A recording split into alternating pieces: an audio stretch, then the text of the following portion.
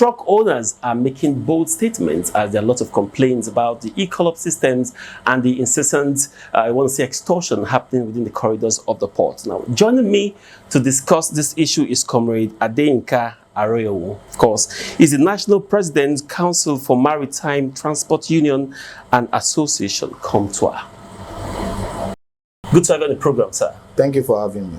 Yes, there are lots of issues ranging from the e-collop systems, from the challenges facing the corridors of the port. Now, when we say corridors of the port, we mean access road. There are lots of challenges. I mean, when people, no one can deny at this point that they don't see these challenges in Lagos roads, mile 2, name it. But let's start from the e-collop systems. There have been talks about how some of these truck drivers especially struggle with the e-collop systems. How has the experience been for you? Well, thank you so much. Thank you for having me once again. The electronic collop regime is just that, is a system put in place by the Nigerian Port Authority. Not only Nigerian Port Authority, all stakeholders agree to the electronic way of accessing the port. Before, it used to be the manual way, you just come to the port whether you have a business there or not. Now we all agree that things must be done in a modern way, electronically, digitalized. Now we are all in support of this. We are all in support of electronic collop regime, and the electronic collop regime this time is being handled by a company you call TTP, Truck Transit Park Limited. Okay. And their own app is called ETO. ETO is a Yoruba identity for arrangement. Okay. But things are not well arranged now. The situation is not what we bargained for. The system is expected that through this electronic medium, you know what is coming from the port, what the port is expecting from outside the port. But rather than digitalizing the port first to know how many container a terminal is expecting to receive from outside in terms of empty and in terms of export, before you now say, okay, we are expecting 100 on terminal A, and there are bookings from truckers to bring in their vehicle, to bring the cargo through their vehicles. Okay. Then there will be a queuing system for this 100. All this is not happening because they don't even know what terminal A is expecting, what terminal A already has. They will only use the medium of this electronic application to extort money from our members and nothing. Yeah. Before we look at those extortions, now there have also been indications that some of these truck drivers do not even understand how this ETO work. And I spoke with a truck driver sometimes, some 2 weeks ago, and he says he pays as much as 30-something thousand naira to access the ETO. Meanwhile, the official rate is not as high as that. The official rate is as high as that. There's no driver that does not know how to access ETO. It is not drivers that are using the platform. The platform is used by their managers and their owners. Everybody has a media person that handles that for him. The manager will use the app. The owners will use the app. They will employ people to use the app for them. It's as simple as just logging on to the site and putting in your details. That is not the problem.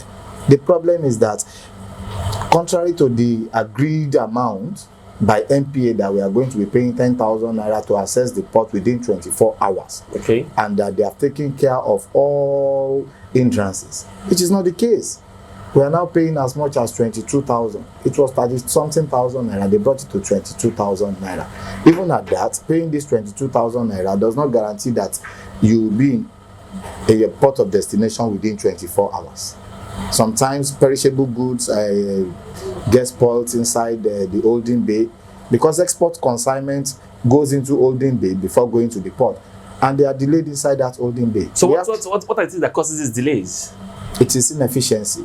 As I speak with you, as at my last check, the last booking that was done by my manager was about 822,000, which means we have been complying. We have been complying in terms of payment. We have been complying in terms of using the app. We have been complying in terms of readiness to access the port as at when we are called to do so. But the handlers are not handling it properly. But some of these challenges, has it been communicated to the Nigerian Port Authority? We have written to everybody. The Nigerian Port Authority is the technical regulator of the port. We have written to that. The Nigerian Shippers Council, the economic regulator of the port, we have written to them. The NIMASA, the safety agency, we have written to them. The Nigerian police, we have written to them. The governor of the state we have written to almost everybody more than 5 times. Now, talking about writing to them and responses and all of that, sometime last week it was reported that COMTOA would be embarking on strike action to communicate some of their grievances. I mean, the issues are endless, but what are those reasons you want to point out that probably necessitated this strike action? Well, our program was to demonstrate peacefully, submit our protest letter to agencies of government, from MPA to Shippers Council to the governor to the Inspector General of Police to the zonal to the AIG Zone 2 and the rest of them peacefully. In addition to that, we will give an ultimatum of 7 days. If these things are not resolved, we will withdraw our service. We will withdraw our vehicles from the activities or from port activities. And we have given a pre-action notice to the Nigerian Port Authority on these handlers of the electronic call-up regime, this TTP and ETU. They have violated in so many ways.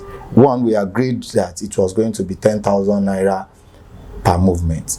This time around, it is 22,000 naira. They come up with all sorts of charges. You have to match your container. We have to badge you, this and that. We agreed that it's not going to take us more than 24 hours to access the port. Sometimes a month you are not in the port. Really, you may not see the vehicles on the road because they are kept somewhere against our wish. So the business is not moving. In addition to that, our members are losing a lot of jobs to foreigners who are more financially competent to do things we cannot do. The directors of many of these agencies of government are now truckers, using some of their proxies and fronts, so making it difficult for our members to access the port, whereas they are having it easy. They are using the port at any time they want. So all this we have mentioned to Nigerian Port Authority, we have mentioned to Nigeria Shippers Council, and nothing has been done. On the part of Lagos State government, the business is becoming something else. Every 200 meters along port corridors, you now find some touts claiming to be union representatives. They are not members of our union, and they're always on the road extorting money from our members, collecting 2,000 naira, 5,000 naira per point. And we have between mile 2 and Tinkan about 20 points. Wow. About 20 points. About 20 points? 20 points. From Ijora to Apapa, we have another 20 points. Wow. And if we are going from mile 2 again to Badagry, Iyanora, where we have some Holding Bay and bonded terminals, we have more than 20 points. So let me understand, the 20 points, is it like a security checkpoint where you get some policemen and all of that? It's just the touts that are there. The moment the vehicle moves from point A to point B, they come out with their sticks and their iron. They have to collect money, and if you don't give them the money, they vandalize the vehicle, they harass the drivers. We have mentioned this to the government. The governor is the chief security officer of the states, and this level of insecurity, we have mentioned it, nothing is done. That is on the part of the non-state actors. These are not employees of the states, they are just doing their own things. But because the governor is not able to bring them before the law, that is why we are challenging him on this. Secondly, what about the state actors? The state actors, we have an agency, we call agency on abandoned vehicles.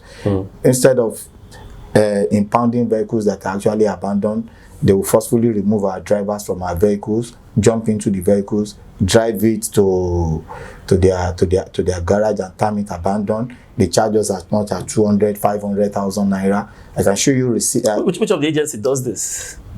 A Lagos State agency on abandoned vehicles. It's under the Ministry of Transportation. Oh, okay. It's under the Ministry of Transportation. If you see the narration on the ticket, sometimes you'll be marveled. 50,000 naira offense, towing 150,000 naira, treatment for our injured personnel 500,000 naira. They become judges in their own matters. This we have also communicated to the Commissioner for Transportation. We have written to the Attorney General of the state reporting this. We have also written to the governor, and nothing is done about it. So far with all this stuff, there have been no response from Lagos State government. Absolutely. Shippers Council have not intervened in all of this. And Shippers Council will invite us for a meeting, hear from us, we'll do the writing again, and they will say, okay, we'll get in touch with relevant agencies, and nothing will happen.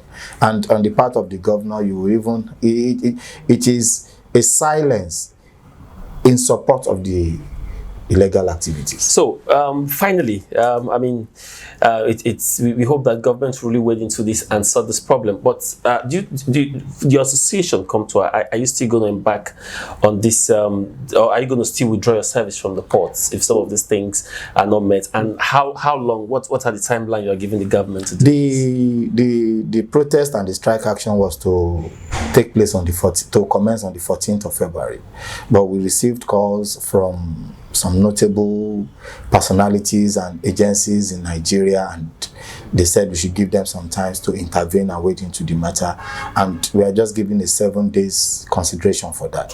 After that, we'll think of what to do, and we'll pick it up from there. And in addition to this, we have notified the Nigerian Port Authority of our decision to withdraw our patronage for ETO, the TTP. We are no longer going to use ETO and TTP to call our vehicles to the port. We will use our own app. We also employed a consultant to develop a app for us. All right, I'm sure there will be a press conference to that effect, to tell the world and to demonstrate that, because it'll be very interesting to see how this goes. Thank you very much, Honorable ADEYINKA AROYEWUN. I hope I don't murder your name. That's all right. It's my pleasure. Thank you very much. Thank you so much.